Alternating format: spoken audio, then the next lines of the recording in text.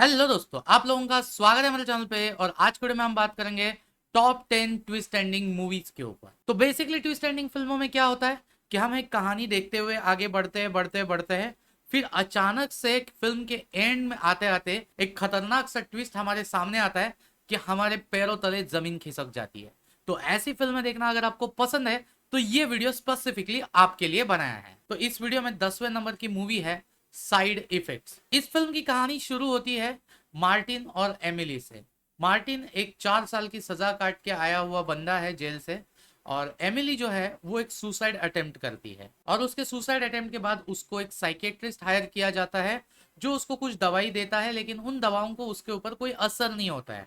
तो ये देख के वो जो साइकेट्रिस्ट रहता है वो एमिली की पुराने साइकेट्रिस्ट से कांटेक्ट करता है, और वो जो पुरानी साइकेट्रिस्ट रहती है जिसका नाम रहता है विक्टोरिया, वो एक नई दवा बताती है कि भाई ये जो दवा है वो एमिली को दे दो तो वो सही हो जाएगी। अब वो दवा खाने से एमिली सही होती है कि नहीं पता नहीं, लेकिन उसको एक साइड इफेक्ट हो जाता है और वो स्लिप वॉकिंग करने लगती है, यानी नींद में चलने लगती है। और ऐसे में ही वो कर देती है अपने हस्बैंड यानी मार्टिन का कत्ल। तो अभी इस कत्ल के पीछे किसको जिम्मेदार ठहराया जाएगा?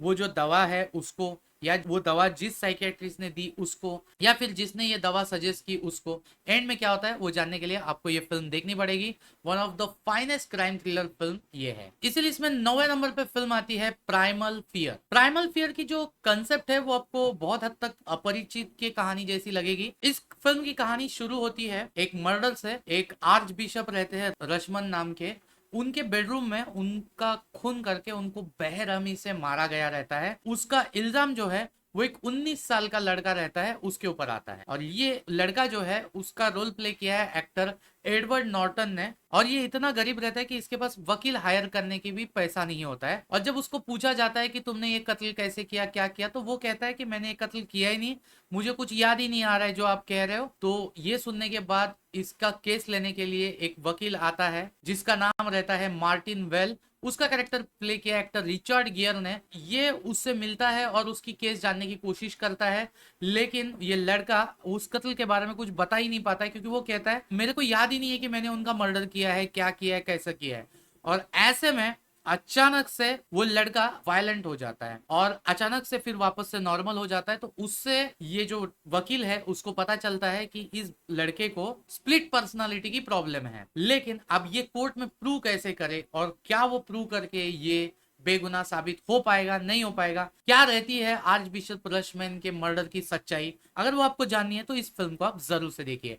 One of the finest legal mystery crime thriller ये फिल्म है। इसके बाद 8वें नंबर पे आती है फिल्म सेवन। अब सेवन फिल्म है एक सीरियल किलर के ऊपर, और ये सीरियल किलर जो है वो कत्ल करते जा रहा है, और इस कत्ल की तहकीकात कर रहे हैं एक्टर ब्रैड पिट और मॉर्गन फ्रीमन। ये दोनों पुलिस वाले रहते हैं इस फिल्म में। जैसे जैसे उन केसेस को इन्वेस्टिगेट करने लगते हैं तो उनको एहसास होता है कि जो 7 डेडली सीन्स क्रिश्चियनिटी में बताए जाते हैं उन डेडली सीन्स के ऊपर आधारित ये 7 पापियों को उनके पापों के ऊपर मारने की कोशिश कर रहा है। अब हालांकि ये कोई मिस्ट्री थ्रिलर है नहीं कि मतलब इसमें कोई कातिल जो है पूरी फिल्म में दिख रहा है लेकिन हमको उसको पकड़ना है, बल्कि हमको सिर्फ कत्ल होते हुए दिख रहा है। ये किस तरीके से स्टेप बाय स्टेप इन्वेस्टिगेशन कर रहे हैं वो दिखता है, और फिल्म के खत्म होने से कुछ आधा पौना घंटा पहले कातिल हम लोग के सामने भी आ जाता है। तो आपको लगेगा कि यार इसमें मजा क्या है? इस फिल्म में मजा इस बात का है कि तब तक इस कातिल ने 5 ही कत्ल किए हैं। अब क्या वो 7 कत्ल कर पाएगा या नहीं कर पाएगा, क्योंकि वो खुद ही से पुलिस वालों के सामने आके सरेंडर हो जाता है। तो भाई वो फिल्म का नाम 7 क्यों है?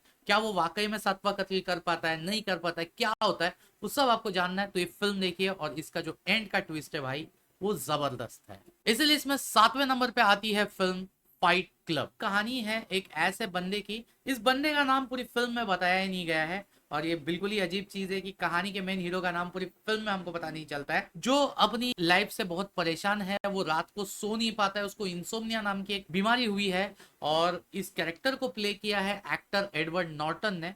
और ये एक दिन ऐसे ही कहीं जा रहा होता है और उसका पाला पड़ता है ब्रैड पिट से, और ये दोनों फाइट करने लगते हैं। और ये दोनों जब फाइट करने लगते हैं तो पब्लिक वहां पे जमा होती है, और पब्लिक वो देख के बड़ी इंप्रेस होती है उनकी फाइट देख के। और फिर इन दोनों के दिमाग में ख्याल आता है कि क्यों ना हम एक फाइट क्लब चालू करें और उससे पैसे भी कमाएं, और अनइंटरेस्टेड लाइफ स्टाइल चल रही है उसको हम इंटरेस्टिंग बना लें। तो अब ये कर तो लेते हैं, फाइट क्लब इनका पॉपुलर भी होने लगता है, और कई सारे लोग आके आके इनके फाइट क्लब में फाइट करने लगते हैं। और ऐसे में एक दिन जब एडवर्ड नॉर्टन उठता है और जाता है वो फाइट क्लब की जगह पे, तो कुछ ऐसी चीजें उसको पता चलती है कि भाई वो सुनने के बाद आपके पैरों तले जमीन खिसक जाएगी। तो अगर आपको डेविड फिंचर के करियर की बेस्ट फिल्म देखनी है तो इस फिल्म को आप जरूर से देखिए। इसीलिए इसमें 6 नंबर पे फिल्म आती है सॉ एक्चुअली पूरी फ्रेंचाइज है और उस पूरी फ्रेंचाइज के ऊपर भी मैंने वीडियो बनाया हुआ है, उसका लिंक मैं आपको डिस्क्रिप्शन में दे दूंगा। लेकिन अभी यहाँ पे मैं फिलहाल बात कर रहा हूँ सॉ फर्स्ट फिल्म की। तो जो पहली फिल्म आई थी उस फिल्म की कहानी शुरू होती है, दो बंदे एक कमरे में बंद है और एक का पैर बंधा हुआ है, एक का हाथ में हथकड़ी डाली हुई है और उनके सामने एक लाश पड़ी हुई है। ऐसे में टीवी पे उनको बताया जा रहा है कि वो यहाँ पे क्यों बंद है और अगर उनको यहाँ से बच के निकलना है तो उनको अपना हाथ और पैर काटना पड़ेगा, तभी वो वहां से निकल सकते हैं। तो अब क्या ये दोनों अपना हाथ और पैर काट के वहां से निकल पाने में कामयाब होंगे और इन दोनों को वहां पे बंद किसने किया है? और ऐसे में इन लोग की जो फैमिलीज है इन्होंने ऑलरेडी पुलिस को इन्फॉर्म किया है और पुलिस खोज रही है इन दोनों को। तो क्या पुलिस इन तक पहुंच पाती है और कौन सा ऐसा ट्विस्ट है जो देखने के बाद आपके पैरों तले जमीन खिसक जाएगी, वो आपको जानना है तो इस फिल्म को आप जरूर से देखिए। इसलिए इसमें 5वें नंबर पे आती है फिल्म ऑर्फन। ये एक साइकोलॉजिकल हॉरर फिल्म है और इस फिल्म में एक ऑर्फन लड़की रहती है 9 साल की, जिसका नाम रहता है एस्टर। और ये 9 साल की लड़की ऐसी ऐसी करतूतें करने लगती है, जिन पेरेंट्स ने इसको एडॉप्ट किया होता है उसकी माँ को इसके ऊपर डाउट आने लगता है। और हालांकि ये लड़की जब इसका बाप सामने आता है तो ये कुछ अलग बिहेव करती है और अपनी माँ के सामने कुछ अलग बिहेव करती है।